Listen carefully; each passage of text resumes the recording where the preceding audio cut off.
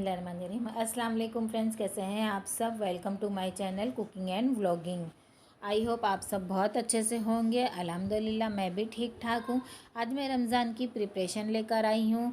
ये छोटी छोटी तैयारियाँ कर लेने से रमज़ान में हमारा काफ़ी काम कम हो जाता है और हमें इबादत का ज़्यादा से ज़्यादा टाइम मिल जाता है। अल्लाह पाक हम सबको सेहत और तंदुरुस्ती वाली ज़िंदगी अता फ़रमाए और अल्लाह पाक हम सबको रमज़ान में पूरे पूरे रोज़े रखने और बहुत ज़्यादा इबादत करने की तौफ़ीक अता फ़रमाए। आमीन सुम्मा आमीन। तो ये देखिए फ्रेंड, यहाँ पर मैंने 1 किलो लहसुन और 600 ग्राम अदरक ली हूँ और उससे बारीक पीस कर रख ली हूँ।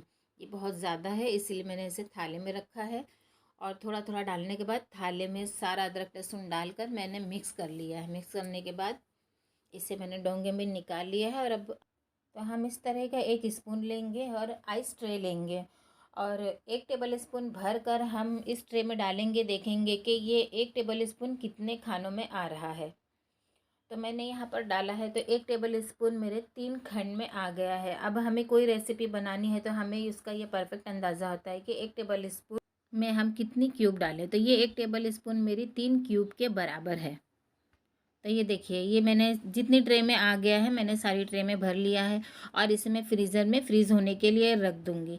ये 5 से 6 घंटे के बाद अच्छी तरह फ्रीज़ हो जाते हैं। इतनी क्वांटिटी में बना हुआ अदरक लहसुन का पेस्ट मेरा पूरा रमज़ान बड़ी आसानी से चल जाता है। और यहाँ पर जो अदरक लहसुन का पेस्ट बचा है उसे मैं किसी टिफ़िन या बॉक्स में डालकर उसे सेव कर लूँगी। तो ये देखिए, ये अदरक लहसुन का पेस्ट अच्छे से फ्रीज़ हो चुका है। अब मैं इसे एक ज़िप लॉक बैग में डाल दूँगी। मेरे पास ये चूड़े का ज़िप लॉक बैग है तो मैं इसी में डाल रही हूँ। आपके पास जो भी अवेलेबल है ज़िप लॉक बैग आप उसमें डाल सकते हैं। तो ये सारी ट्रे से भी निकाल कर मैं इस तरह से इस बैग में डाल दूँगी। तो ये देखिए, सारे अदरक लहसुन की क्यूब हमारी बनकर तैयार है। उससे मैंने सारी अदरक लहसुन की क्यूब को बैग में डाल दिए है और इसे हल्के हाथों से प्रेस करते हुए इसकी सारी एयर हम निकाल देंगे। एयर निकालना बहुत ज़रूरी है। तो इसकी सारी एयर निकाल के फिर हम इसे ज़िप लॉक करके फ्रीज़र में फ्रीज़ कर लेंगे। ये फ्रीज़र में 2 से 3 महीने तक क्यूब ख़राब नहीं होती है, सेव रहती है। तो ये देखिए, यहाँ पर मैंने 2 किलो कांदा लिया है और उसे छील कर बिल्कुल पतली पतली स्लाइस में कट कर ली हूँ। इसे हमें बिल्कुल पतली पतली स्लाइस में कट करना होता है। तो मैंने इसे काट कर रख लिया है और अब हम लेंगे एक बड़ा सा पतीला और उसमें डाल देंगे 1 लीटर ऑयल और इसे मैं बहुत अच्छे से गर्म करूँगी, हल्का हल्का धुआं आने तक। और ये बहुत अच्छे से तेल गर्म हो चुका था तो मैंने इसमें ये कांदा डाल दी हूँ। मैं पूरा 2 किलो कांदा डाल रही हूँ एक साथ। और आप चाहें तो इसे 2 बार करके भी ऑनियन फ्राई करके निकाल सकते हैं। 1 किलो एक बार में और 1 किलो दूसरी बार में। और आपको जितनी क्वांटिटी में सेव करना हो ये ऑनियन उतना ही फ्राई करके आप रखें जितना आपको यूज़ होता है। तो मुझे ये 2 किलो कांदा पूरे रमज़ान के लिए बहुत हो जाता है। इसे हम कौरमे में, सालन में, बिरयानी में, चने बटाटे में, बहुत सी चीज़ों में ये यूज़ होता है। इसीलिए मैं इसे एक साथ 2 किलो ही कांदा फ्राई करके रख लेती हूँ। मुझे रमज़ान में दोबारा से कांदा फ्राई करने की ज़रूरत नहीं पड़ती है। तो ये देखिए, इसे मुझे पकाते हुए 20 से 22 मिनट हो चुके हैं और अब ये हल्का हल्का ब्राउन होने लगा है। इस स्टेज पे हमें बहुत ध्यान रखना है, चम्मच को बिल्कुल भी रोकना नहीं है। कंटिन्यू हमें चम्मच को चलाते रहना है ताकि ये कांदा जले नहीं। तो ये देखिए, अब ये हल्का हल्का ब्राउन होने लगा है। बस इसे 2 से 3 मिनट और पकाना है, फिर मैं इसे बाहर निकाल लूँगी। तो ये देखिए, 2 से 3 मिनट हो चुका है और ये कांदा बिल्कुल अच्छी तरह से ब्राउन हो चुका है। इससे ज़्यादा हमें ब्राउन नहीं करना है। अब इसे हम ऑयल से बाहर निकाल लेंगे। अब इसे हमें फ़ौरन से ऑयल से बाहर निकाल लेना है और गैस की फ्लेम को मैंने यहाँ पर बंद कर दिया है। मैं सारे कांदे को एक बड़े से बर्तन में निकाल कर रख लूँगी। यहाँ मैंने एक बड़ा सा बर्तन लिया है और इसमें मैंने कांदे को निकाल कर रख दिया है। सारा कांदा निकाल लेने के बाद हमें इसे ऐसे ही नहीं छोड़ना है। इसे हाथों की मदद से दूर दूर तक फैला देना है ताकि ये जल्दी ठंडा हो। इस तरह से कांदे को दूर दूर तक बर्तन में फैला देने से कांदा जल्दी ठंडा हो जाता है। और इससे ज़्यादा कांदे को ब्राउन ना करें वरना इसका टेस्ट कड़वा हो सकता है। और अब एक इस तरह के ज़िप लॉक बैग लेंगे और ये कांदा बिल्कुल पूरी तरह से ठंडा हो चुका है और इस ज़िप लॉक बैग में हम ये सारा कांदा डाल देंगे। और ये सारा कांदा मैंने इस ज़िप लॉक बैग में डाल दिया है और इसको हल्का हल्का प्रेस करेंगे और उसकी सारी एयर निकाल कर हम इसे ज़िप लॉक कर लेंगे। ये देखिए इस तरह से मैंने इसे ज़िप लॉक कर लिया है। तो हमारा ये कांदा भी फ्राई होकर तैयार है। इसे मैं फ्रिज में रख दूँगी। हमें इसे फ्रीज़र में नहीं रखना होता है, नीचे वाले खंड में फ्रिज में रखना होता है। तो मैं इसे फ्रिज में रख दूँगी। तो हरी चटनी बनाने के लिए यहाँ पर मैंने ली हूँ आधे बंच से ज़्यादा पुदीना और आधे बंच से कम हरी धनिया। इस चटनी में पुदीने का टेस्ट काफ़ी ज़्यादा अच्छा लगता है, तो मैंने यहाँ पुदीना थोड़ा ज़्यादा लिया है और हरी धनिया थोड़ी सी कम ली है।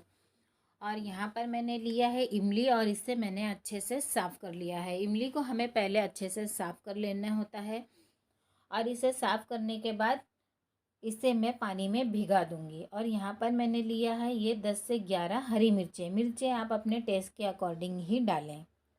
तो ये देखिए इमली को मैंने भिगा दिया था। भिगा देने से इमली काफ़ी बारीक पीस जाती है, इसीलिए इमली को हमें भिगा कर ही पीसना होता है। और अब मैंने लिया है एक जार, उसमें मैं डाल दूँगी मिर्ची, धनिया और पुदीना और 1.5 टीस्पून डालूँगी ज़ीरा।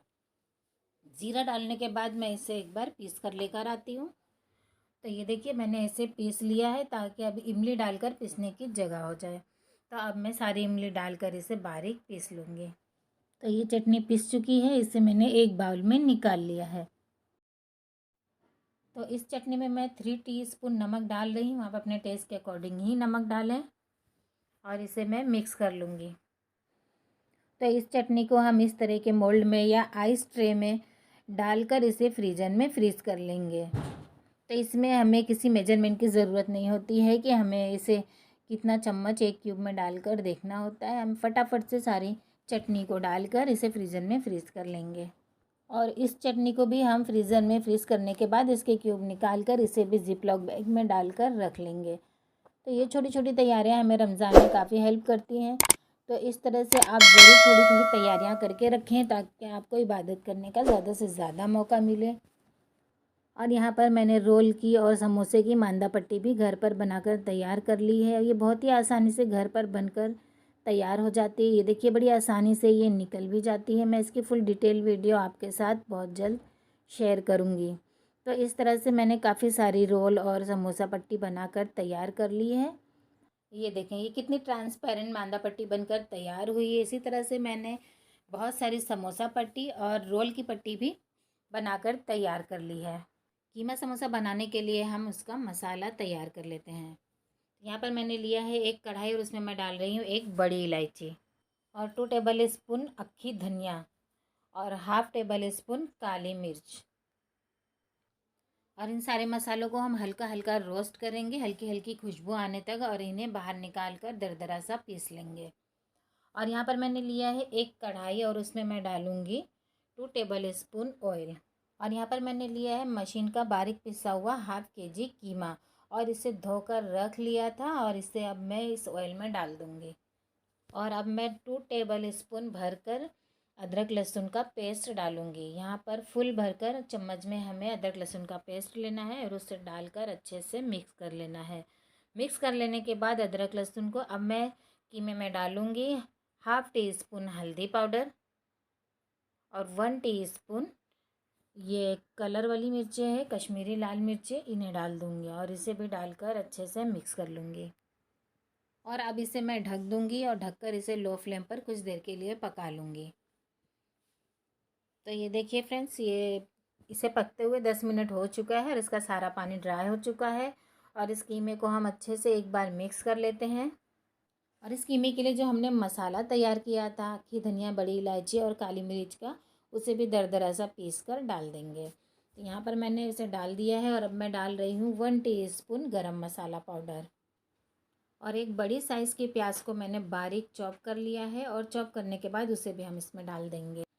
और अब मैंने यहाँ पर लिया एक मुट्ठी पुदीना, एक मुट्ठी हरी धनिया और टेस्ट के अकॉर्डिंग हरी मिर्चें। आप अपने टेस्ट के अकॉर्डिंग ही हरी मिर्चें डालें। यहाँ पर मैंने 4 हरी मिर्चों को चॉप करके डाल दिया है।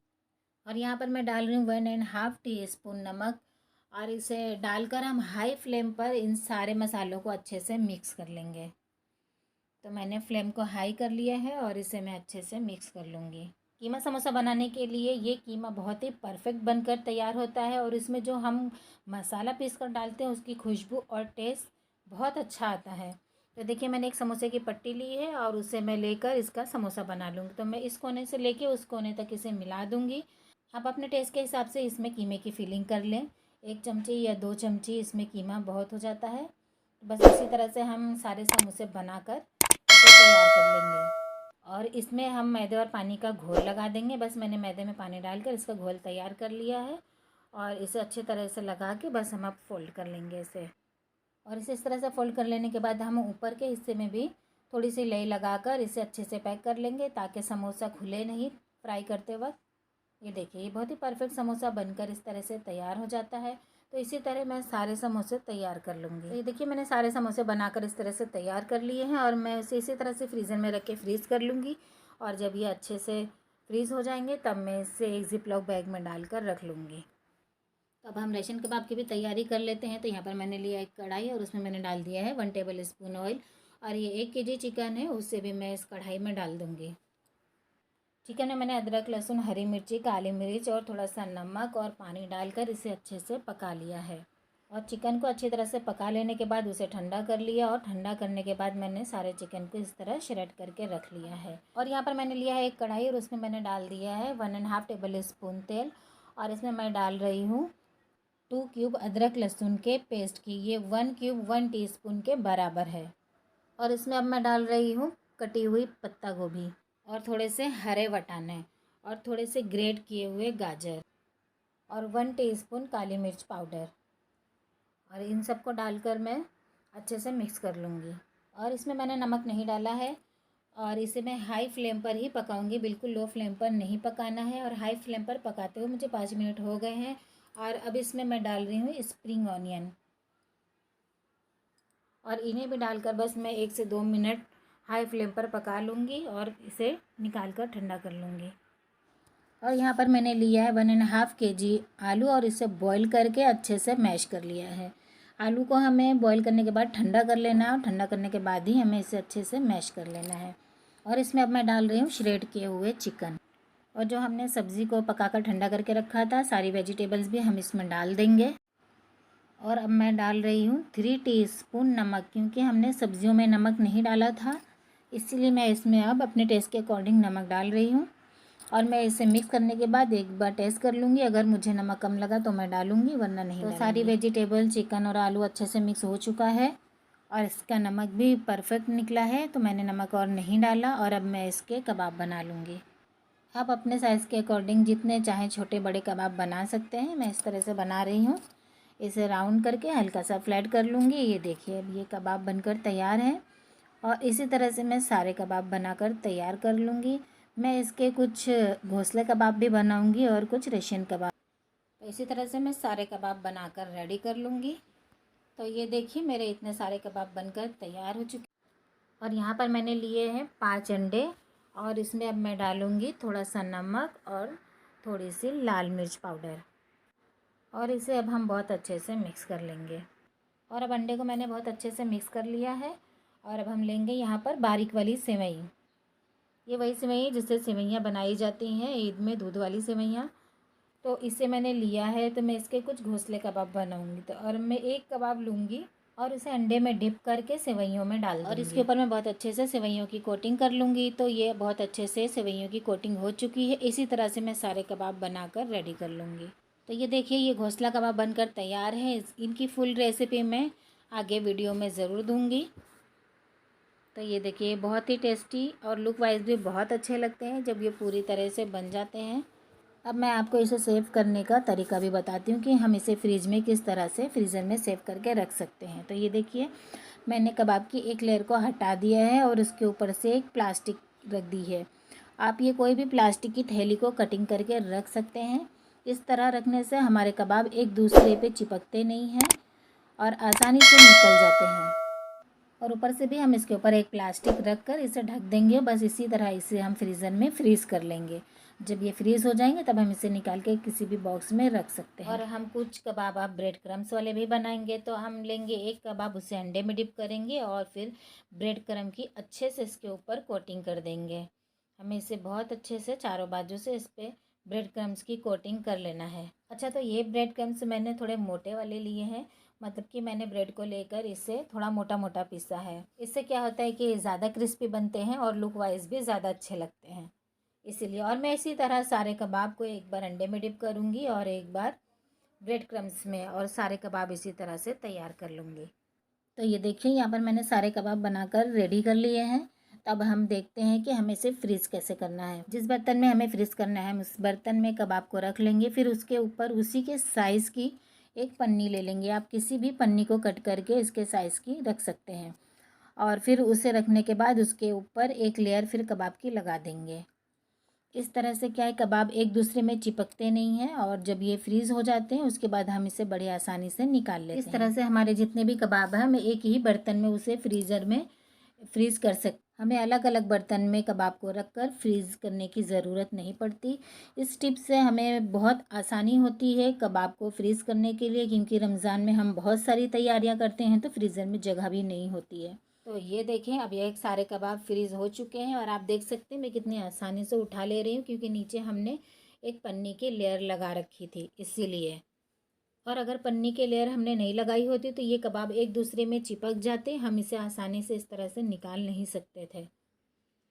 तो अब हम इसे एक डब्बे में सेव कर लेते हैं। यहाँ पर मैंने लिया है एक बॉक्स, उसमें एक लेयर कबाब की मैं लगा लूँगी। एक लेयर लगाने के बाद इसके ऊपर मैं एक पन्नी लगा दूँगी।